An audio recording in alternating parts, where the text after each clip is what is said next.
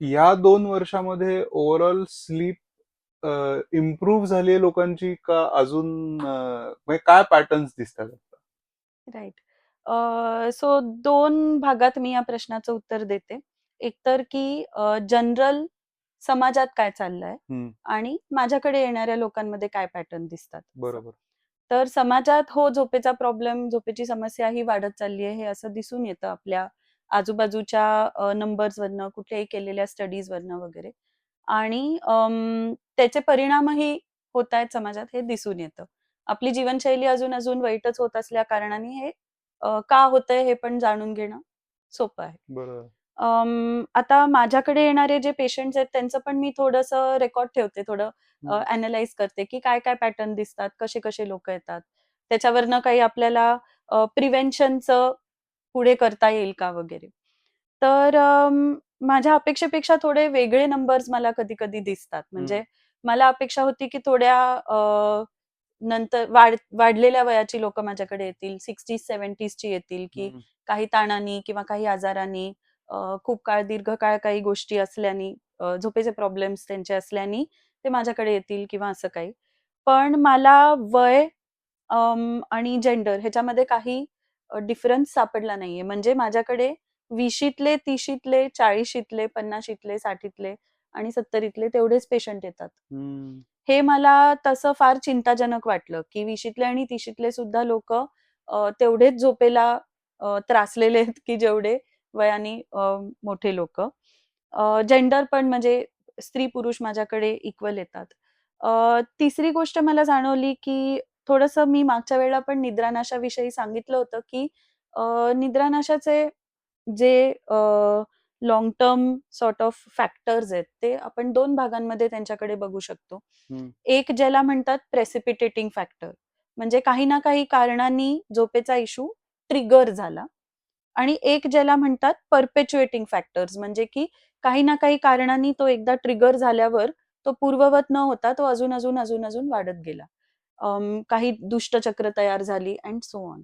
So हे जे 2 भाग आहेत त्याच्यामध्ये जे मेंटेनिंग फॅक्टर्स असतात, की निद्रानाश एकदा झाल्यावर पुढे झोपेचे इश्यूज का सुरू राहिले, ते बऱ्यापैकी सिमिलर असतात, की लोकांची त्याच्याविषयीची वागणूक बदलते, लोकांची झोपेविषयीची भीती आणि अँक्झायटी वाढते.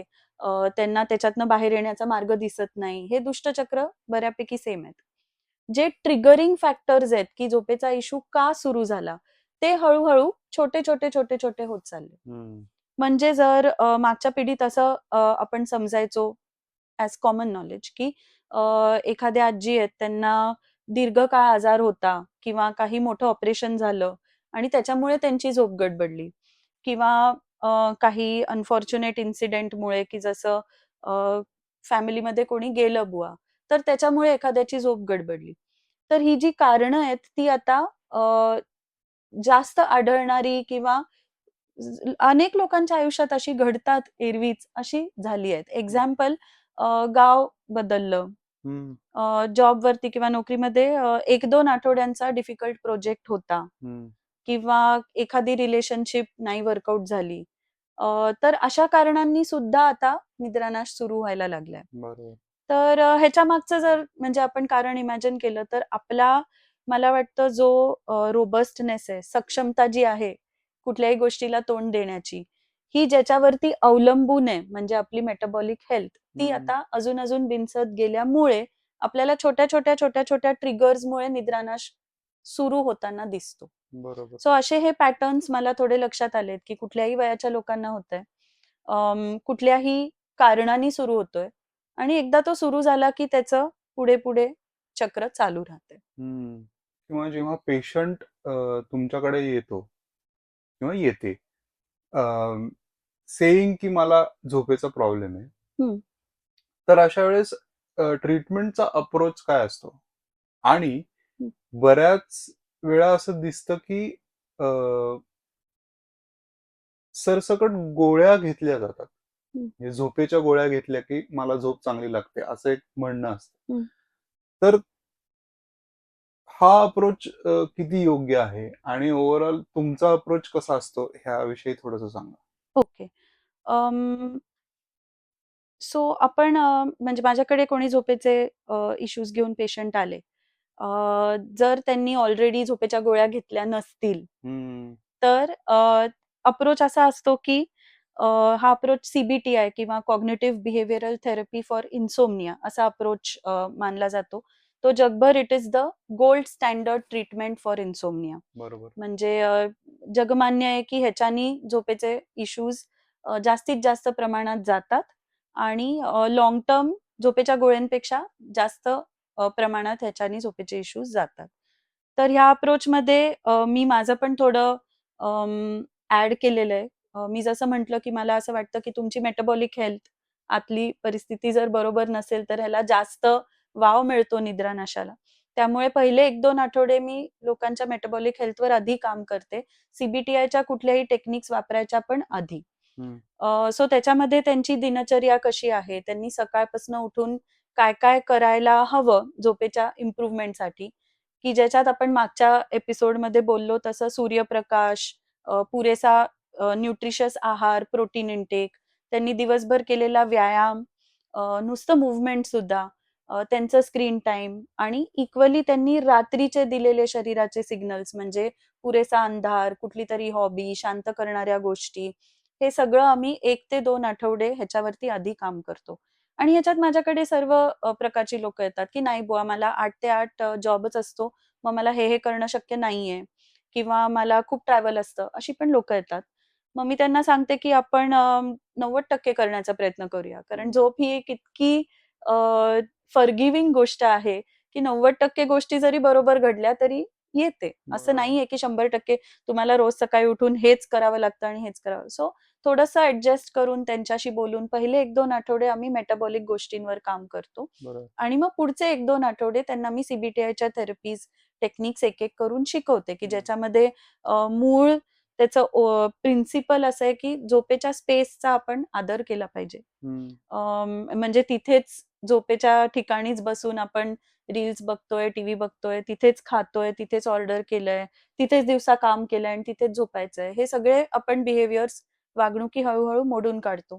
झोपेविषयीच्या भीती मोडून काढतो आणि झोपेविषयी जे काय त्यांच्या डोक्यात आगळे-वेगळे विचार आलेले असतात झोपेच्या नाशेमुळे, त्या विचारांना पण आपण ॲड्रेस करतो. सो या टेक्निक्सवर 1-1, 2-2 आठवडे काम करून त्यांना ती मी प्रॅक्टिस करायला लावते, की ही टेक्निक शिकवली, ती घरी जाऊन तुम्ही प्रॅक्टिस करायची आणि मला त्याचे परिणाम सांगायचे अँड सो ऑन. साधारण ज्यांनी आत्तापर्यंत गोळ्या घेतल्या नसतील, अशा लोकांना 3 ते 4 आठवड्यात नक्की इम्प्रूव्हमेंट मिळते. अं, आता जे माझ्याकडे ऑलरेडी झोपेच्या गोळ्यांवर असलेली लोकं येतात, त्यांचं चित्र थोडंसं वेगळं असतं. बरोबर. म्हणजे झोपेची इम्प्रूव्हमेंट त्यांना लगेचच मिळते सेम 3 ते 4 आठवड्यात. पण आता ही जी घेत असलेली गोळी आहे, ती सोडवण्याची प्रक्रिया पुढचे काही आठवडे किंवा महिने देखील चालू शकते. पण ही गोळी सुटू शकते.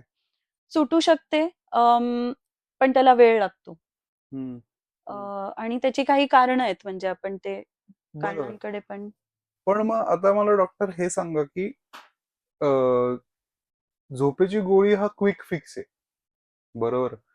तर तो तर लोकांना हवा आहे, की मला हं, आज झोप येत नाहीये तर उद्यापासून झोप आली पाहिजे त्यासाठी गोळी घेतली. हं, हं. पण ही झोपेची गोळी नेमकं शरीरात काम कसं करते याविषयी माहिती बहुतेक लोकांना नसेल. हं. तर त्याविषयी थोडंसं सांगा, की ह्या गोळीचं काम कसं होतं शरीरात? बरोबर. सो ॲक्चुअली मला अ, ही झोपेची गोळी एक क्विक फिक्स आहे, हेच फ्रेजच मान्य नाही. हम्म. It's not quick and it's not a fix. हम्म. म्हणजे तुम्ही फिक्स कुठल्या गोष्टीला म्हणाल म्हणजे एखादे गोष्ट आपल्याकडे नाहीये आणि ती पुरवली गेली, तर त्याला मी एक फिक्स म्हणीन किंवा इथे भोग पडलंय आणि ते शिवलं, तर त्याला मी एक फिक्स म्हणीन. बरोबर. झोपेची गोळी हा फिक्स नाही त्या अर्थाने. त्याचं कारण असं आहे, की आपल्याला झोप यायला आणि लागायला आणि त्याच्यानी रात्रभरात पुरेशी रिकव्हरी, पुरेसं मसल रिपेअर, पुरेसं मेमरी कन्सॉलिडेशन म्हणजे झोपेचे जे सगळे आहेत ते घडायला शरीरात साधारण 100 पेक्षा जास्त हॉर्मोन वर-खाली होतात. म्हणजे काही हॉर्मोन कमी होतात, काही हॉर्मोन जास्ती होतात, काही नॉन हॉर्मोनल गोष्टी पण घडतात, जसं की बॉडी टेम्परेचरचे सायकल्स घडतात आणि हे सगळं घडून आपल्याला झोप येते. ऑफकोर्स झोपेची गोळी ह्या सगळ्याला ऍड्रेस करू शकत नाही आणि ती कुठल्या तरी वेगळ्याच मार्गाने फक्त झोप आणून देते. हम्म. त्याचं एक उदाहरण खूप पॉप्युलरली दिलं जातं की आपण जर एक ऑर्केस्ट्रा बघायला गेलो, तिथे व्हायलिन आहेत, पेटी आहे, तबला आहे, सगळे वाद्य आहेत आणि तो ऑर्केस्ट्रा अगदी एकमेकांची काहीच ताळमेळ न ठेवून विसंगत अगदी वाजवत असेल, तर तशा प्रकारची आपली झोप आहे की खूप वाद्य आहेत आणि ती एक्झॅक्टली तशी तशी वाजली पाहिजे, तेव्हा सुंदर झोप लागते, सुरेल झोप लागते. आणि झोपेची गोळी एक असं फिक्स आहे की इमॅजिन करा की अशा एकदम विसंगत असलेल्या ऑर्केस्ट्राला मी जाऊन म्हटलं व्हायलिनला, एकाच व्हायलिनला, की तू खूप मोठ्यांदी वाजव, त्याच्याने सगळं सॉल्व्ह होईल. ऍक्च्युअली काही सॉल्व्ह होतच नाहीये. जे सगळं गडबडलंय ते गडबडलेलंच आहे. फक्त एक तुम्हाला तो सगळा आवाज येण्याऐवजी एकच आवाज आता येतोय. सो झोपेची गोळी त्या प्रकारचा आहे. थोडं त्याचं बायोलॉजी सांगायचं झालं तर मी म्हटलं तसं खूप हॉर्मोन आणि खूप सायकल्स, प्रोसेसेस शरीरातले झोप आणण्यामध्ये इन्व्हॉल्ड आहेत. तर ज्या सगळ्यात कॉमनली प्रिस्क्राईब्ड झोपेच्या गोळ्या आहेत, त्यांचे 2 कॅटेगरीज आपण घेऊ, त्यांचे 2 क्लासेस आपण आता बघू. बेन्झोडायझेपिन्स आणि झी ड्रग्स. ठीक आहे. बेन्झोडायझेपिन्स कॉमनली असं रेस्टिल, अल्प्राझोलॅम, डायझेपाम अशा नावाने विकल्या जातात आणि झी ड्रग्स म्हणजे झोलफ्रेश, झोलपीडेम अशा नावाने विकल्या जातात. तर ह्या दोन्ही कॅटेगरीच्या गोळ्या एका रिसेप्टरवर काम करतात, ज्याचं नाव आहे GABA. Gamma amino butyric acid, for short GABA. तर गाबाचं शरीरात असं काम असतं की ते शांत करणारं किंवा इन्हिबिट करणारं हॉर्मोन आहे. ठीक आहे. इन्हिबिट करणारं मॉलिक्यूल आहे असं आपण म्हणूया. तर जेव्हा आपण बाहेरून ह्या गोळ्या देतो, बेन्झोस किंवा झी ड्रग्स, तेव्हा ते ह्या रिसेप्टरवर काम करतात आणि गाबाची ऍक्टिव्हिटी वाढवतात. सो बाकी सगळं काही पण चालू असू दे, तुमचं टेम्परेचर सायकल कसंही गडबडलेलं असू दे, तुमचं कॉर्टिसॉल म्हणजे स्ट्रेस हॉर्मोन वाढलेलं असू दे, तुमचं फाईट ऑर फ्लाईट, तुम्ही एकदम तरतरी असू दे, तुम्हाला पोटातलं गडबडलेलं असू दे, सगळं असू दे, हे एक कामिंग इफेक्ट टाकतंय, इन्हिबिटरी इफेक्ट टाकतंय आणि त्याच्याने लोकांना झोप येते. ठीक आहे. आता तुम्ही म्हणाल ह्याच्यात प्रॉब्लेम काय आहे? काम केलं, झोप आली. बरोबर. तर ह्याच्यात 3 प्रॉब्लेम आहेत. पहिला प्रॉब्लेम हा आहे की एवढ्या कॉम्प्लेक्स सिस्टीम मध्ये एखादी गोष्ट वर खाली केली तर शरीर त्याला रिॲक्ट करणार नाही किंवा शरीर त्याची रिॲक्शन देणार नाही, हे आपण समजू नाही शकत. बरोबर. शरीर त्याची मॅसिव्ह रिॲक्शन देतं. काय रिॲक्शन देतं? नंबर 1, शरीराला लक्षात येतं की अरे, हा रिसेप्टर, हा मॉलिक्यूल खूप आवाज करतोय, त्याला शांत करा. सो विदिन 2 to 3 days, 2-3 दिवसात शरीर गाबा बनवण्याचं प्रमाण कमी करतं. ओके. सो इमॅजिन करा की आधी 5 गाबा बनत होतं, आपण बाहेरनं ही गोळी दिली, आता 3च गाबा बनतं. ओके. दुसरी गोष्ट शरीर करतं, जे साधारण एखाद्या आठवड्यात घडतं, की जे बाकी एक्साइटिंग गोष्टी होत्या, एक्साइटेटरी गोष्टी होत्या, ग्लुटामेट वगैरे असे मॉलिक्युल्स, ते वाढवतं. ओके. आणि तिसरी गोष्ट शरीर करतं की हे रिसेप्टरचं प्रमाणच कमी करतं. ओके. सो आता इमॅजिन करा की मी गोळी घेतली, त्या दिवशी मला झोप आली, मी दुसऱ्या दिवशी गोळी घेतली, त्या दिवशी मला झोप आली, असं मी जर आठवडाभर केलं, तर आता काय काय घडलंय या बाजूला, की मुळात जे केमिकलमुळे मला झोप येणार होती ते कमी झालं, त्याचे रिसेप्टर कमी झाले आणि जे ऑपोजिट होते एक्साइटेटरी केमिकल्स ते वाढले. ह्याच्यानी काय काय घडणार आहे? नंबर 1, जो डोस चालू होता तो डोस काम करणं हळूहळू कमी होऊन जातं. म्हणून आपण अनेकदा असे पेशंट पाहतो की जे म्हणतात की मी 2 वर्ष घेत होते गोळी, मग आता अर्धी नाही पुरत, आता 1 घ्यावी लागते, मग 1 नाही पुरत, 1.5 घ्यावी लागते. सो हळूहळू गोळी जितकी लागते त्याचं प्रमाण वाढत जातं. ही एक आर्म्स रेस सुरू होते की गोळी घेतली मग शरीराने गाबा कमी केलं, मग गोळी घेतली मग शरीराने गाबा कमी केलं. दुसरी गोष्ट काय होते की ह्याच्यावर एक डिपेंडन्स निर्माण होतो. सो पहिली जी आपण गोष्ट बघितली की डोस वाढत न्यावा लागतो, त्याला म्हणतात टॉलरन्स. दुसरी जी गोष्ट आहे डिपेंडन्स. आता मी म्हणत नाहीये की ह्याला लोक कारणीभूत आहेत, मी सांगते की हे शरीरात रासायनिक आणि स्ट्रक्चरल घडलेले बदल आहेत. सो आता इमॅजिन करा की हे सगळं या बाजूला घडलंय आणि इकडनं मी ही गोळी काढून घेतली. ओके. तो ज्या परिस्थितीत आपण होतो त्या परिस्थितीपेक्षा वाईट परिस्थिती आता निर्माण झालेली आहे जर गोळी काढून घेतली तर. बरोबर. सो असं जेव्हा आपण गोळी काढून घेतो कुठल्याही मार्गाने किंवा त्यांचं प्रिस्क्रिप्शन संपतं किंवा ते म्हणतात की नको आता माझी झोप बरी झाली आता मी गोळी नाही घेत, तर आता त्यांच्याकडे होतं त्याच्यापेक्षा कमी गाभा आहे. आता त्यांच्याकडे होते त्याच्यापेक्षा कमी गाभा रिसेप्टर्स आहेत आणि त्यांचे एक्सायटेटरी मॉलिक्यूल सगळे वाढून बसलेत. सो त्याच्यानंतर त्यांना त्या गोळीशिवाय झोप येणं बंद होतं. आणि हे आतलं बायोलॉजी काहीच माहीत नसल्यामुळे पेशंटना काय वाटतं, की "ओ माझी झोप अजून गडबडलेलीच आहे, मला पुन्हा ती गोळी घ्यावी लागेल." किंवा त्यांना वाटतं, की आता मला या गोळीशिवाय झोपच येणार नाही. किंवा ते जेन्युइनली प्रयत्न करतात, ती गोळी कमी करण्याचा आणि त्यांना वाटतं माझीच विल पॉवर काहीतरी प्रॉब्लेमॅटिक आहे आणि मला कमी करता येत नाही. पण खरी गोष्ट काय आहे, की ती बायोलॉजी आता बिनसून बसली आहे. आता हे सगळं आपण इमॅजिन करू, की हे सगळं घडायला वेळ लागेल. मी 10 दिवस घेते फक्त गोळी. असं नाही, की मी वर्षानुवर्ष घेणार आहे. पण चिंताजनक बाब ही आहे, की त्या गोळीवरच लिहिलेलं आहे आणि एफडीएच्या साइटवरच लिहिलेलं आहे, की ह्या सगळे चेंजेस घडायला काही गोळ्यांना, उदाहरणार्थ रेस्टिल किंवा अल्प्राझोलॅम 2 ते 3 दिवस लागतात आणि काही गोळ्यांना 8 ते 10 दिवस लागतात. ह्या रेंजमध्ये ते आहे. असं नाहीये, की 2-3 महिने घेतलं, वर्षभर घेतलं तरच हे परिणाम होणार आहेत. हे टॉलरन्स आणि हा डिपेंडन्स हा 2-3 दिवसात सुद्धा निर्माण होऊ शकतो. इस्पेशली आपण मगाशी जसं बघितलं, की मेटाबॉलिक हेल्थ ही फिक्स्ड नाहीच आहे. झोपेचे सगळे जे गडबडलेले गोष्टी आहेत ते फिक्स्ड नाहीच आहेत. तर हे परिणाम अजून लवकर घडतात. सो झोपेची गोळी हे फिक्स आहे. हेच मला मुळात मान्य नाही. कारण जो मिल्यू ज्या कारणामुळे झोप गडबडली होती, ते कारण जर अजून वाईट करून ती गोळी सोडणार असेल, तर it cannot be called a fix.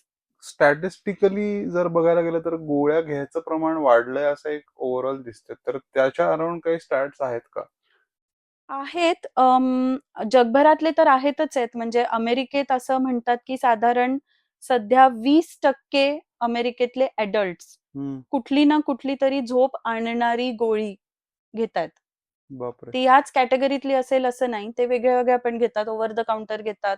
कधी अँटी डिप्रेसंट्सना झोपेसाठी म्हणून वापरतात. पण 20% सो 5तला 1 अमेरिकन आता गोळी घेतोय झोप येण्याकरता. भारतातलं 1-2 रिसेंट सर्व्हे आहेत. ते सर्व्हे काही असे पॉप्युलेशन वाईड वगैरे नव्हते. फक्त बंगलोरमध्ये किंवा फक्त दिल्लीमध्ये अशा शहरांमध्ये आणि वर्किंग प्रोफेशनल्स सो 18 to 40 या वयोगटात त्यांनी सर्व्हे केले होते. तर त्याच्यात साधारण 12% अडल्ट्सनी गेले 1 वर्षात आम्ही झोपेसाठी काही ना काहीतरी गोळी घेतली असं मान्य केलं. सो 12% म्हणजे 8तले 1 लोकं ह्या गोळीकडे वळतायत ही खूप चिंताजनक गोष्ट आहे. बापरे. पण आता ह्याच्यामध्ये म्हणजे आता तुम्ही जसं एक्सप्लेन केलं, की या गोळीवरती डिपेंडन्सी निर्माण होते. गोळी घ्यावीच लागते. ह्या स्टेजला माणूस जातो. ज्याचा कालावधी सुद्धा खूप कमी आहे. 2 ते 3 दिवस किंवा 8 ते 10 दिवसात तुम्हाला ही डिपेंडन्सी क्रिएट होऊ शकते. पण मग ह्याच्यात आता ऍज अ पेशंट मी डॉक्टरांना काय प्रश्न विचारले पाहिजेत? किंवा मी हा प्रश्न विचारू शकतो का, की ही 15 दिवस मी गोळी घेतली, त्याच्यानंतर थांबवली, तर माझी झोप कंटिन्युअसली इम्प्रूव्ह राहील का? कारण अगेन या अप्रोचमध्ये असं दिसतंय, की मग याला एक्झिट प्लॅन नाहीये. सो ते मला थोडंसं वरीसम वाटतंय. बरोबर. सो येस, म्हणजे झोपेची गोळी किंवा झोपेसाठीची गोळी सुरू करण्यापूर्वी काय प्रश्न विचारावे असा जर आपण एक विचार केला, तर मी म्हणीन आपण ह्याच्यासाठी एक सिंपल अॅनालॉजी घेऊ, की सपोज माझ्या घराचं छप्पर फाटलं आणि एक भोग पडलं आणि मी रिपेअर करणाऱ्याला बोलवलं आणि त्यांनी टेकू लावून दिला. तर तुम्ही काय-काय प्रश्न विचाराल? ओके. तर मी काय विचारीन, की "अरे बाबा हे तर टेम्पररी आहे ना. किती दिवस चालेल? 10 दिवस, 15 दिवस. पर्मनंट सोल्युशन काय?" हा माझा पहिला प्रश्न आहे. सो म्हणजे झोपेसाठी ते आपण अॅनालॉजी बघितली तर हा प्रश्न असेल, की "डॉक्टर ह्याच्यानी तर इतके दिवस झोप येईल. तुम्ही देताय 15 दिवस झोप येईल. परमनंट सोल्युशन काय आहे, किंवा पुढचे 10 वर्ष मला झोपायचंय, अजून 50 वर्ष झोपायचंय, त्याचं सोल्युशन काय आहे. त्या सोल्युशनसाठी मला काय काय करावं लागेल. मला विटा आणाव्या लागतील, सिमेंट आणावं लागेल. तर या बाजूला मला काय काय करावं लागेल, आणि त्यासाठी काही तुम्ही मदत करू शकता का, किंवा इतर काही मदत आहे का. तर त्या डॉक्टरची जशी केपेबिलिटी असेल तसं ते सांगू शकतात, की मदत म्हणजे मग तुम्हाला थेरपी घ्यावी लागेल, किंवा तुम्ही इन्सोम्निया स्पेशलिस्टकडे जाऊ शकता, किंवा जे काही पण आहे. पण हो, मदत अवेलेबल आहे. त्याचे सिंपल बुकलेट्स काही हॉस्पिटल आजकाल देतात, किंवा ऑनलाईन मदत अवेलेबल आहे. सो परमनंट सोल्युशन हे नाही, आणि परमनंट सोल्युशन जे आहे त्याच्यासाठी मदत अवेलेबल आहे. तिसरा प्रश्न मी विचारीन, की बाबा रे, हे जो तू टेकू लावतोयस त्याच्याने माझ्या छपराला अजून डॅमेज होणार आहे का. तर झोपेविषयी मग असं विचारावं आपण, की ही जी गोळी मी घेतोय त्याचे परिणाम आणि त्याचे दुष्परिणाम काय काय आहेत. कारण आपण आता फक्त त्याचा डिपेंडन्स पोटेन्शियल ह्यावरच बोललो, पण बरोबर. त्याचे दुष्परिणामांची यादी खूप मोठी आहे, जी आपण डिस्कस करू शकतो आफ्टर दिस क्वेश्चन. सो ह्याचे काय दुष्परिणाम आहेत, ह्यांनी माझ्या झोपेवरच काही दुष्परिणाम होणार आहेत का. बरोबर. चौथा प्रश्न मी विचारीन, की बर तू म्हणतोयस 2 आठवडे टेकू ठेवूया, तो काढून घेतल्यावर काय. So as you sed, exit plan, पूर्ण छप्पर कोलमडेल का. सो तोच प्रश्न विचारणं अपेक्षित आहे, की डॉक्टर तुम्ही म्हणताय मी 2 आठवडे घेऊ, 2 आठवड्यांनंतर मी ते काढू कसं, कमी कसं करू, किंवा तेव्हा मी बंद केलं तर माझी झोप पूर्ववत होईल का. सो हे प्रश्न विचारल्याशिवाय हे डेंजरस मॉलिक्युल्स आपल्या शरीरात घेऊ नये असं मला वाटतं. इंटरेस्टिंग. पण आता ह्या, जसं तुम्ही म्हणालात की त्याचे दुष्परिणाम काय आहेत, आता गोळ्यांचे दुष्परिणाम काय आहेत याविषयी तुम्ही सांगा. सो दुष्परिणाम हे अगेन आपण 2-3 भागांमध्ये बघू शकतो, नक्की. की झोपेवरच काय दुष्परिणाम आहेत, झोपे व्यतिरिक्त काय दुष्परिणाम आहेत, आणि हे टॉलरन्स किंवा डिपेंडन्स घडल्यामुळे काय दुष्परिणाम आहेत. ठीक आहे. तर टॉलरन्स डिपेंडन्सची आपण गोष्ट आता केलीच आहे, त्यामुळे त्याच्यावर आधी फोकस करूया, की आता आपल्याला हे एखादी गोष्ट घेतल्याशिवाय आपल्या शरीरात ते बायोलॉजी घडणारच नाहीये झोपेच्या. आणि टॉलरन्स डिपेंडन्सचा तिसराच भाग, त्याच गोष्टीचा तिसरा भाग विथड्रॉल नावाचा असतो. म्हणजे ती गोळी बंद केल्यावर काय काय परिणाम होणार आहेत. मला झोप येणार नाहीये, मला अँझायटी वाटणार आहे, मला कधी कधी डोकेदुखी, हेडेक्स वगैरे होतात, कधी नॉशिया होतो. सो विड्रॉल पण होऊ शकतं. सो बंद करताना व्यवस्थित हेल्दी लोकांना सुद्धा त्रासच होतो. आणि त्याचे स्टॅटिस्टिक्स असे आहेत, की साधारण 4 आठवडे जर या कुठल्याही कॅटेगरीची गोळी घेतली तर 100% लोकांना, 80 नाही, 90 नाही, 100% लोकांना एक तरी विड्रॉल इफेक्ट होतोच. So you are putting yourself in for a problem, की आता म्हणजे मी कमी करायला गेले की मला त्रासच होणार आहे. आता होत होता तो वेगळाच. मग त्याचे झोपेवर आणि इतर ऑर्गन्स वरती काय परिणाम होतात आपण ते बघूया. झोपेवरतीच असे परिणाम होतात, की या सगळ्या गोळ्या लॉंग टर्म झोपेचे सायकल्स बिनसवतात. तर म्हणजे काय, की आपण सगळेजण 3 प्रकारच्या झोपांचे सायकल्स रोज घेतो. रोज रात्री आपली झोप 3 प्रकारची असते. एक NREM, ज्याच्यामधली लाईट स्लीप अशा टाईपचे प्रकार असतात. त्या NREM मधलीच स्लो वेव्ह स्लीप अशी पण एक झोप असते. आणि तिसरी म्हणजे स्वप्नांची झोप, म्हणजे रेम स्लीप, REM स्लीप. ह्याच्यापैकी स्लो वेव्ह स्लीप आणि ड्रीम स्लीप, रेम स्लीप, हे खूप महत्वाचे घटक आहेत फॉर सर्टन थिंग्स, की memory, learning consolidation, all sorts of repair and recovery processes, आणि feeling fresh in the morning. सकाळी उठून जे एक छान झोप झाली, हे फ्रेश वाटण्याचं जे फिलिंग आहे ते या 2 कंपोनंट्समुळे, या 2 घटकांमुळे येतं. ह्या सगळ्या गोळ्या हे दोन्ही घटक कमी करतात. सो म्हणजे आपल्याला बाहेरनं वाटतंय की हा व्यक्ती झोपलाय, पण त्याच्या आत जे प्रोसेसेस झोपेमुळे घडायला पाहिजे, की ज्याच्यानी त्याला रिकव्हरी, रिपेअर, मेमरी आणि इव्हेंच्युअली फ्रेश वाटणं हे घडणार आहेत, हे आत घडत नाहीयेत. Okay. So slow wave sleep आणि रेम स्लीप हे सगळ्या झोपेच्या गोळ्या कमी करतात. त्याच्यामुळे आता जसं आपण बघितलं, स्लो वेव्ह स्लीप आणि रेम स्लीप हे मेमरी, लर्निंग ह्याच्यासाठी महत्वाचं आहे. त्याच्यामुळे जे लॉंग टर्म ह्या गोळ्यांवर डिपेंडंट होतात, त्यांची मेमरी, त्यांचं नवीन लर्निंग, त्यांचं कॉग्निशन हे हळूहळू कमी होतं. सो हे झाले झोपेवरचे परिणाम, की इव्हेंच्युअली ती गोळी घेऊन तेवढं फ्रेश वाटणारच नाहीये आणि झोप बिनसणारच आहे. हे झोपेचे परिणाम. इतर ऑर्गन्स वरचे पण त्याचे जर परिणाम बघितले तर आपण जसं बघितलं की मुळात झोपेचे प्रॉब्लेम होताना मेटाबॉलिक हेल्थ हा एक ऑलरेडी इश्यू आहे.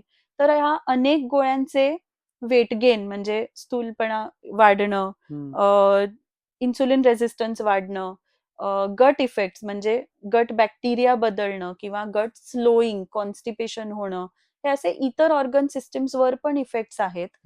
सम ऑफ देम लाईक बेन्झोडायझेपिनचा लिव्हरच्या मेटाबॉलिझमवर इफेक्ट आहे. सो त्यांचे इतर ऑर्गन सिस्टीम्सवर परिणाम आहेत. आणि इव्हेंच्युअली ह्याचा सगळ्याचा परिणाम दिसताना म्हणजे त्यांच्या वावरण्यावर असा दिसतो. अनफॉर्च्युनेटली असं झालंय की त्यांचं दिवसभराचं फंक्शनिंग हे हळूहळू अफेक्ट होतं, कमी होतं. त्या गोळ्या घेतल्यामुळे अमेरिकेत सध्या मोटर ऍक्सिडेंट्स वगैरे व्हायला लागले.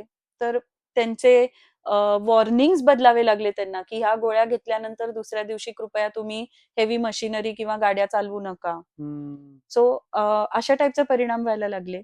यांच्यापैकी काही गोळ्यांमुळे तर डायरेक्ट रिस्क ऑफ डेथ वाढते. म्हणजे ओव्हरडोजनी असू दे म्हणा किंवा त्या गोळीच्याच डायरेक्ट परिणामांमुळे असू दे, फॉल्स वाढतात. सो ह्याचे खूप दुष्परिणाम आहेत. म्हणजे मला ही गोळी घेऊन झोप येतेय ना, मग मी आता घेतच राहीन असं म्हणणं हे वाळूत डोकं घालून बसणं आहे. एक 6 महिने, 8 महिने, वर्ष, 2 वर्ष गोळ्या घेतोय झोपेच्या, तर अशा वेळेस मी जेव्हा स्लीप कन्सल्टंटला भेटतो त्यावेळेस काय अप्रोच असतो? बरोबर. आणि मला असं वाटतंय की अशा लोकांनी तर भेटलं पाहिजे, कारण की डॉक्टर्सनी म्हणजे ज्यांनी प्रिस्क्राईब केले आहे ते तर काही थांबवणार नाहीये एका बाजूला, किंवा ती गोळी तुमची थांबणार नाहीये. तुम्ही ती 2 वर्ष घेताय, पण तुमची झोप लागतीये थोडीफार, पण हे परिणाम आता दुष्परिणाम तुमच्या शरीरावरती व्हायला लागले. तर आता हे ऐकल्यानंतर जर का मला ती गोळी सोडवण्याच्या दिशेने जर काही पावलं उचलायची असतील आणि मी तुमच्याकडे जर का आलो, तर तो काय अप्रोच असतो? सो हे सांगण्याच्या आधी मी एक थोडं म्हणजे ती गोळी तर आता थांबत नाहीये ह्या वाक्याला ऍड्रेस करायचंय मला थोडं, की हा पूर्ण कारणांचा चक्र वेगवेगळा आहे. म्हणजे एकीकडे माझ्याकडे जी लोक येतात त्यांना एकीकडे अनेकदा डॉक्टरांनी सांगितलं पण होतं धोक्यांचं, की 2 आठवड्यात कमी करा किंवा 4 आठवडेच घ्या किंवा 3 महिने घेऊन बघूया वगैरे. पण आपण जसं डिस्कस केलं, की एक्झिट प्लॅन हा डिटेलमध्ये डिस्कस न झाल्यामुळे त्यांना त्याच्या पलीकडे जाता आलं नाही, की मी कमी करून बघितली डॉक्टर, पण मला त्याच्या पलीकडे जाता आलं नाही, असे ते माझ्याकडे येतात. किंवा काही वेळेला असं त्यांना सांगितलं जातं, की गोळी आहे ती 1 आठवडा अर्धी घ्या, 1 आठवडा चतकोर घ्या आणि मग बंद करा. पण हे खूप सिम्प्लिस्टिक आहे आणि हे सगळ्यांबरोबर काम करतच असं नाहीये. ती अर्धी केली की ठीक असतं, चतकोर केली की झोप लागत नाही. मग पेशंट घाबरून जातात आणि परत घ्यायला लागतात. तिसरं म्हणजे ऍक्च्युअली हे सगळे जे मेडिसिन्स आहेत ते शेड्यूल एच मेडिसिन्स आहेत. म्हणजे टेक्निकली ते फॉर्मल प्रिस्क्रिप्शन शिवाय आपल्याला मिळायलाही नको. पण ते पण रेग्युलेशन पूर्णपणे एन्फोर्स केलं जातंय असं नाहीये, की त्याच एका प्रिस्क्रिप्शनवर वर्षानुवर्ष ती गोळी मिळू शकते. मग चौथा भाग पेशंट देमसेल्स, की त्यांना जेव्हा लक्षात येतं, की या गोळीशिवाय मला झोप येत नाहीये, तेव्हा ते एका मेडिकल कडे जातात, दुसऱ्या मेडिकल स्टोअरकडे जातात, तिसऱ्या डॉक्टरकडे प्रिस्क्रिप्शन घेतात किंवा कधी आपल्या नातेवाईकांना म्हणतात, की नाही बुवा मला ह्याच्या पलीकडे जाता येत नाहीये. ह्याच्यात कुठेच कोणाचा एकाचा दोष आहे असं मी म्हणत नाहीये. बरोबर. पण मी म्हणते, की या सगळ्या मिलीवमुळे ते हळूहळू अजून दिवस ते घेत राहतात गोळ्या. बरोबर. सो माझ्याकडे जेव्हा ते येतात तेव्हा मी त्यांना पहिले तर त्यांच्या अपेक्षा कशा असाव्या ते मी बघते. मी त्यांना म्हणते तुम्ही आता आलात, आपण 2 वेळा कन्सल्टेशन घेतलत आणि तिसऱ्या दिवशी गोळी बंद झाली असं होणार नाहीये. आपण त्याच्याकडे थोडंसं लाँग टर्म बघायचंय, की जर 4 आठवडे तुमची झोप बरी व्हायला लागणार असतील, तर काही आठवडे किंवा काही महिने गोळी कमी करायला लागू शकतात आणि ते वर्थ आहेत हे मी त्यांना पटवून देते. बायोलॉजीच्या दृष्टीने. तिसरं म्हणजे मी त्यांना सांगते की हा प्रोसेस पूर्णपणे एकमार्गी आणि स्मूथ असेल अशी पण अपेक्षा करू नका. कारण बाकीचं आयुष्य चालू असतं ना. असं नाही की काही सेलिब्रिटीज सारखं आपण एका डी एडिक्शन सेंटरमध्ये गेलोय आणि तिकडे 6 महिने तेच घडून आपण परत आलो, असंही नाहीये. आयुष्य चालू असणारे, नोकरी असणारे, मुलं असणार आहेत. सो त्यांना मी सांगते की आपण ते तुमच्या कलानी घेणार आहोत, की एखाद महिना तुम्हाला खूप ट्रिपला जायचंय, खूप स्ट्रेसफुल जॉब आहे, मुलाची 10वी आहे, तर आपण ती तेवढीच ठेवणार. पुढच्या महिन्यात जेव्हा तुम्हाला स्टेबल वाटेल तेव्हा कमी करणार. सो हे थोडं पुढे मागेचा प्रोसेस आहे. सो म्हणजे मला खूप वेळ लागतो त्यांना त्यांच्याबरोबर बसून त्यांच्या अपेक्षा सेट करायला, एक्स्पेक्टेशन सेट करायला, बरोबर. रिअलिस्टिक थोड्या. मग आम्ही मगाशी मी सांगितलं तसं पहिले 2 आठवडे मेटाबॉलिक गोष्टींवरतीच काम करतो. पुढचे 2 आठवडे सीबीटीआय टेक्निक्सवरती काम करतो. आणि मी त्यांना सांगते की ह्या दरम्यान, मी आवर्जून सांगते की ह्या दरम्यान ह्या 4 आठवडे गोळी अचानक स्वतःहून कमी करायला जाऊ नका. कारण आपण हे काय करतोय, आपण एक सेफ्टी नेट बांधतोय, की जेव्हा तुम्ही गोळी कमी करणार आहात, तुमचं मेटाबॉलिझम उत्तम पाहिजे, की झोपेसाठी इतर काही बिनसेल झोप अशी काही कारणं नसावीत. नसावीत. आणि एखाद रात्र त्या झोप कमी करताना जर झोप लागली नाही, जे घडतं, I will tell you about it. जर झोप लागली नाही, तर काय काय करावं ह्यासाठी आपण त्या टेक्निक्स पण प्रॅक्टिस केलेल्या पाहिजे. मी त्यांना एक टेबल बनवून देते, की पहिले अर्धा तास असं करा, मग पुढचा अर्धा तास असं करा. सो एक प्लॅन त्यांच्या डोक्यात असतो. सो या 4 आठवड्यात आपण ह्याच्यावरती पहिले काम करतो. मग त्याच्यानंतर मी त्यांना मुळात त्यांची आत्तापर्यंत झोपेची भीती किंवा झोप न येण्याची भीती गेली का नाही हे थोडं असेस करते. आणि त्यांना सांगते, की इथून पुढे आपण जेव्हा गोळी कमी करू, ती गोळी कमी करून पण तुम्हाला तेवढेच तास झोप लागेलच. तेवढंच फ्रेश रोजच वाटेल, हे गोळी कमी करताना असा आग्रह धरू नका. त्याच्या पलीकडे जाऊनच ते घडू शकतं. बरोबर. आणि जी केमिस्ट्री मी तुम्हाला सांगितली, की असं-असं रिसेप्टरमध्ये बदल झालेले आहेत, ती पण मी त्यांना समजावून सांगते. म्हणजे त्यांना एक आधार मिळतो, की हे काही केमिकल कारणांनी किंवा काही स्ट्रक्चरल कारणांनी घडलंय. माझ्या विलपॉवरचा प्रश्न आहे किंवा मला सोसत नाहीये असं नाहीये. हा त्यांचा फॉल्ट आहे असं नाहीये. सो हे सगळं केल्यानंतर एका महिन्यानी म्हणजे 4 आठवड्यांनी मग आम्ही गोळी कमी करण्याची प्रोसेस सुरू करतो. आता ह्याच्यातल्या वेगवेगळ्या गोळ्या कमी करण्यासाठी वेगवेगळे स्ट्रॅटेजी वापरावे लागतात. काही गोळ्या एका वेळेला 10%च कमी करायच्या. काही गोळ्या त्यांच्याच लाँग ॲक्टिंग फॉर्मला चेंज करून मग कमी करायच्या. त्याच्यातल्या काही गोळ्या एकाड एक दिवस वगैरे असं करून चालतं, काही नाही चालत. सो त्यांची जी गोळी असेल त्यांचा मी त्यांना प्लॅन बनवून देते. तो साधारण प्लॅन 10 ते 12 आठवडे मिनिमम असतोच. त्याच्यात असं सगळं बाकीचं ट्रिपा वगैरे मोजल्या तर थोडं जास्तीच. आणि मग तो प्लॅन करताना त्यांना जो काही सपोर्ट लागेल, की या आठवड्यात असं-असं कमी केलं पण इतकीच झोप आली. या आठवड्यात असं केलं पण झोप बरोबर झाली. तो सपोर्ट मी पुढचे तेवढे महिने देते. सो असं थोडं हे टर्म त्याचा विचार करून त्या कमी कराव्या लागतात. अनेक लोक असे आहेत की ज्यांना झोप येत नाही असं ते अगदी सरसकट म्हणतात. तर अशी कुठली ऍक्टिव्हिटी म्हणा किंवा सवय आहे की जी हाय इम्पॅक्ट आणू शकते झोप आणण्यासाठी, जी चेंज करायला पाहिजे, जे आता लोक सर्रास करतायत, ती जर बदलली तर त्यांनी एक चांगला इम्पॅक्ट होऊ शकतो तुमच्या चांगली झोप लागण्यासाठी. एक निवडणं कठीण आहे. आपण तीन मी असं म्हणतो की 3 अशा गोष्टी सांगा मे बी, 3 की ओके. ज्यांनी ऍटलिस्ट ते 80% झोप किंवा बरोबर, उत्तम झोप त्यांना लागू शकते. बरोबर. असे कुठले 3 गोष्टी आहेत का? सो 3 गोष्टी उजेड आणि अंधाराचं सायकल, पुरेसा न्यूट्रिशियस म्हणजे प्रोटीन रिच आहार आणि योग्य आणि योग्य वेळेला केलेला व्यायाम. सो ह्या 3 पैकी आपण एक-एक करून पाहिलं तर उजेड आणि अंधार हे मी दोन्ही का सांगतेय कारण दोन्ही महत्वाचं आहे. इट्स नॉट जस्ट की सूर्यप्रकाश घ्या. दोन्ही महत्वाचं आहे. दिवसा पुरेसा सूर्यप्रकाश आणि रात्री पुरेसा अंधार. त्या अंधारात मग काय नाही करायचंय मी एलईडी, स्क्रीन्स हे सगळं त्याच्यात इन्क्लूड करतेय. सो दिवसा पुरेसा उजेड आणि रात्री पुरेसा अंधार हे सायकल. दुसरं म्हणजे दिवसा पुरेसा न्यूट्रिशियस आहार, पुरेसं प्रोटीन आणि फॅट आणि कमीत कमी प्रोसेस्ड फूड आणि रात्री इक्वली नो फूड, म्हणजे की सूर्यास्त झाल्यानंतर नाही खाणे. हम्म. आणि तिसरी गोष्ट म्हणजे योग्य आणि योग्य वेळेला केलेला व्यायाम. आता ह्याच्यात मी काय कंपोनंट्स इन्क्लूड करीन, की काही ना काही मसलचा व्यायाम हा दर आठवड्यात झालाच पाहिजे. मसल मास कमी झाल्याने झोपेवर खूप परिणाम होतो. काही ना काही आउटडोर व्यायाम म्हणजे वॉकिंग, चालणं असू दे, सायकलिंग असू दे, स्विमिंग असू दे. आणि काही ना काही शांत करणारा व्यायाम म्हणजे की योग, प्राणायाम त्या कॅटेगरीमध्ये येईल. सो या तिन्हीचं कुठलं तरी कॉम्बिनेशन आठवड्यातनं घडलं हे योग्य आहे.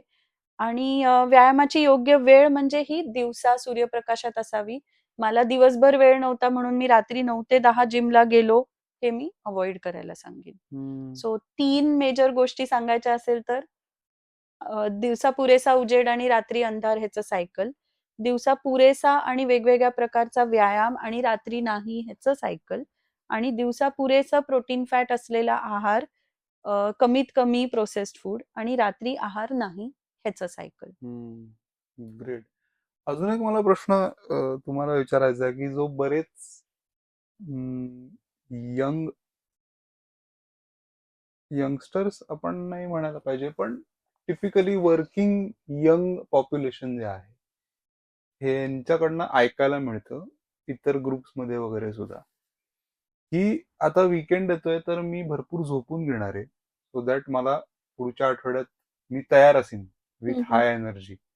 पण तरी सुद्धा मंडेला म्हणजे शनिवार रविवार खूप झोपल्यानंतर सुद्धा हे इतर वेळांपेक्षा जास्त झोपल्यामुळे सुद्धा तरी सुद्धा सोमवारी तुम्हाला लो ऑन एनर्जीच वाटतं. तर अशी झोप कॉम्पेन्सेट होऊ शकते का? शॉर्ट टर्म आणि एखाद दुसऱ्या वेळेला होऊ शकते. म्हणजे शरीर हे झोपेला खूप रोबस्ट केलेलं आहे शरीराने आपल्या. आपण जेव्हा असे जंगलात राहत होतो, आपल्याला रोजच तेवढेच तास झोप मिळायची असं डेफिनेटली नव्हतं. त्यामुळे काही दिवस नाही मिळाली तर आपल्याला कॉम्पेन्सेशनचं एबिलिटी आहे.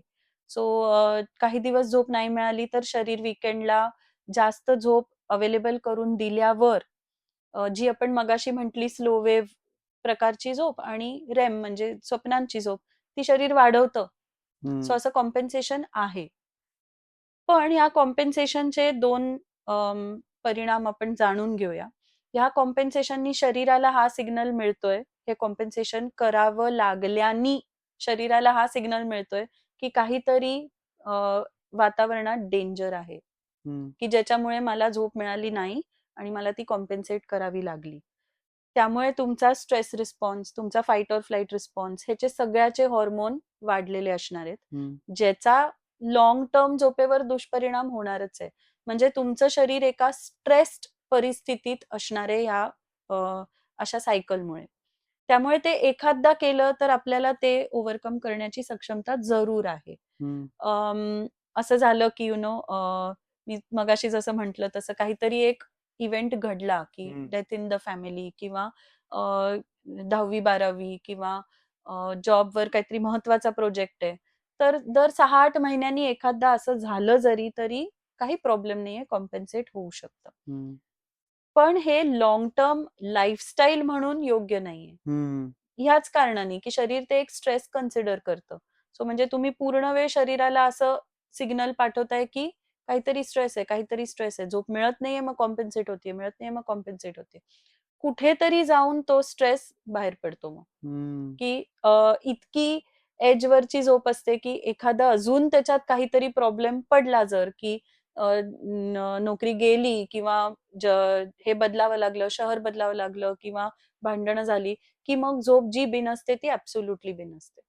सो तुम्ही एक लॉंग टर्म स्ट्रेस इंट्रोड्यूस करताय. त्याच्यातला दुसरा प्रॉब्लेम असा आहे की जे कॉम्पेन्सेशन लाईक यू सेड की त्याच्यानी स्लो वेव्ह स्लीप आणि ड्रीम स्लीप वाढते.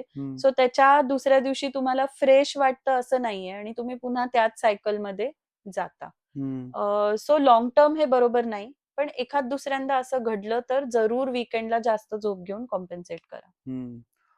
इंटरनेटवरती बरीच माहिती याविषयी येत असते जी शॉर्ट फॉर्म मध्ये आहे, म्हणजे शॉर्ट व्हिडिओज येतात की रूम टेम्परेचर तुमचं कमी असेल तर झोप चांगली लागते, किंवा कमी लाईट तुम्ही अर्धा तास ठेवा झोपायच्या आधी. तर असे जे काही गोष्टी आहेत तर त्याच्यात किती सायंटिफिक गोष्टींकडे लोकांनी लक्ष दिलं पाहिजे? आश्चर्याची गोष्ट ही आहे की ह्याच्यातले अनेक गोष्टी बरोबर असतात. हम्म. म्हणजे असं मी डेफिनेटली नाही म्हणणार की हे चुकीचं असतं, की लाईट कमी करा आणि स्क्रीन बघू नका. हे अनेक गोष्टी बरोबर असतात. दे डोंट गो फार इनफ. हम्म. म्हणजे जे 100 गोष्टी आहेत त्याच्यातल्या प्रत्येक शॉर्ट फॉर्म व्हिडिओ तुम्हाला एकच सांगणार आहे. हम्म. सो तुम्ही ते एक उचलून फॉलो केलं आणि बाकीचा दिवस बदलला नाही तर पुरेसा परिणाम होत नाही. हम्म. एक्झाम्पल, जर कोणी म्हणजे खूप जणांनी सांगितलेलं असतं, की रात्री झोपायच्या 1 तास आधी स्क्रीन बघू नका आणि लाईट डिम करा. हा एक आपण आयसोलेशन मधला ॲडवाईस आहे. पण जर दिवसभर त्या व्यक्तीने पुरेसा सूर्यप्रकाश, पुरेसं प्रोटीन घेतलेलं नाहीये, 8 ते 8 ते काम करतायत, मीटिंग आहेत, स्ट्रेस आहे. घरी येऊन त्यांनी 8 ते 12 Netflix पाहिलं, खूप खाल्लं, भांडणं केली, जे काय असेल आणि मग 12 ते 1 त्यांनी तो ॲडवाईस फॉलो केला, की 12 ते 1 मी स्क्रीन पण बघितलं नाही आणि लाईट पण बंद केले आणि मग आता मी 1 वाजता झोपायचा प्रयत्न केला. तर यू कॅन सी की त्याचा परिणाम होणार नाही. हम्म. सो हा आयसोलेशनमध्ये न बघता पूर्ण लाईफस्टाईलचा मुद्दा आहे. झोप ही आपल्या दिवसभर केलेल्या कर्मांचं रात्री मिळालेलं फळ आहे.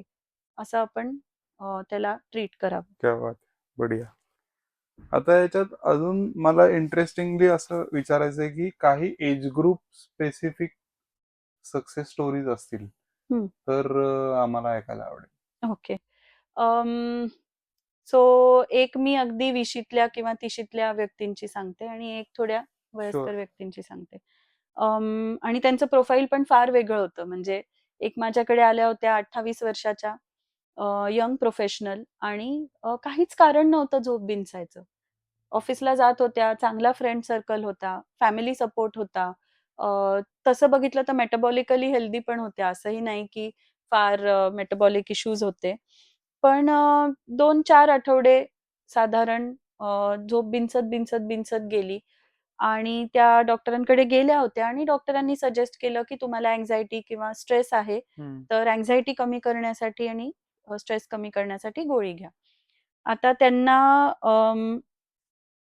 थ्रू सम काही कॉमन फ्रेंड्सच्या तर्फे माझ्याविषयी माहिती होती. सो गोळी घेण्याआधीच त्यांनी मला कॉन्टॅक्ट केला, की "अमृता काही इतर मार्ग आहेत का?" तर मी म्हटलं, की "थोडा पेशन्स ठेवणार का?"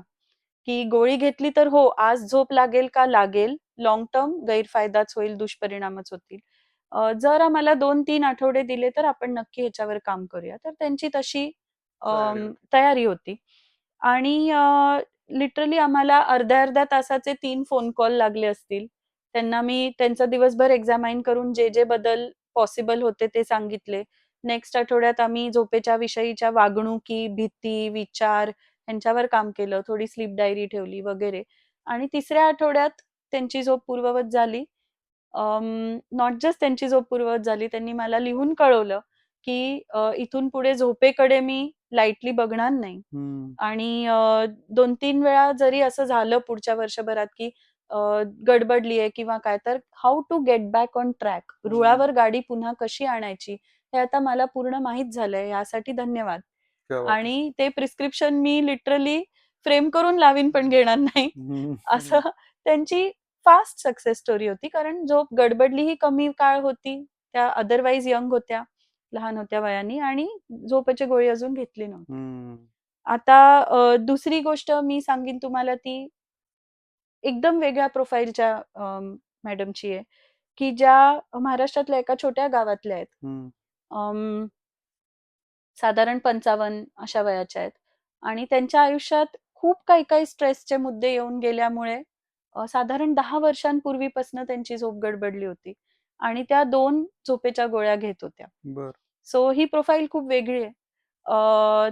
आणि त्यांना मी तसंच म्हणजे अपेक्षा दिली होती, की आपल्याला काही महिने एकत्र काम करावं लागेल वगैरे आणि त्यांची तशीही तयारी होती. कारण त्या म्हणल्या, "इथून पुढे काय होईल?"